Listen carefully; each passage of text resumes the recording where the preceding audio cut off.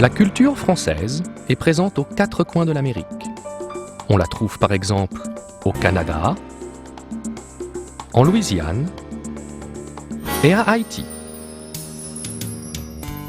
La présence d'explorateurs français, comme Robert Cavelier de La Salle et Jacques Cartier, sur le territoire canadien, a changé l'histoire de ce grand pays. Ce qui explique qu'aujourd'hui encore, la culture française se retrouve dans plusieurs régions du Canada. Mais avec le temps, la présence d'anglophones est devenue de plus en plus importante au Canada.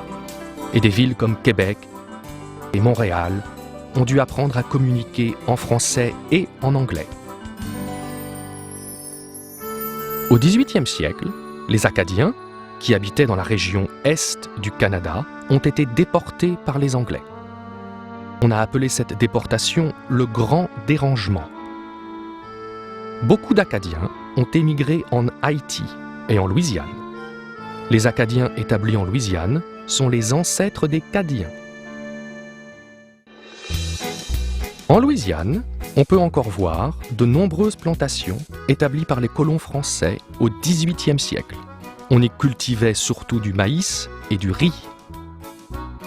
En 1803, Napoléon a vendu le territoire de la Louisiane aux États-Unis pour 15 millions de dollars. En Louisiane, on appelle bayous les longues voies d'eau qui circulent dans les marais. Les bayous s'étalent sur tout le sud de la Louisiane. Ils sont en général navigables. Dans l'ancienne capitale de la Louisiane, la Nouvelle-Orléans, le quartier historique du Vieux-Carré date de 1718. Il est célèbre pour son architecture de style espagnol, ses restaurants et ses clubs de jazz. Ce quartier est un des rares qui n'a pas trop souffert de l'ouragan Katrina en 2005. En 1492, Christophe Colomb a exploré l'île où se trouve Haïti. Il l'a baptisée Hispaniola. Plus tard, Haïti est devenue une colonie française. C'est une nation indépendante depuis 1804. Port-au-Prince est la capitale d'Haïti.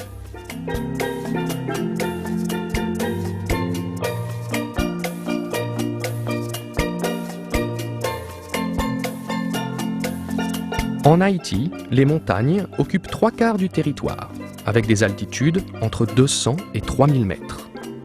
Le nom de l'île vient du mot taïno « Haïti », qui signifie « montagne dans la mer ».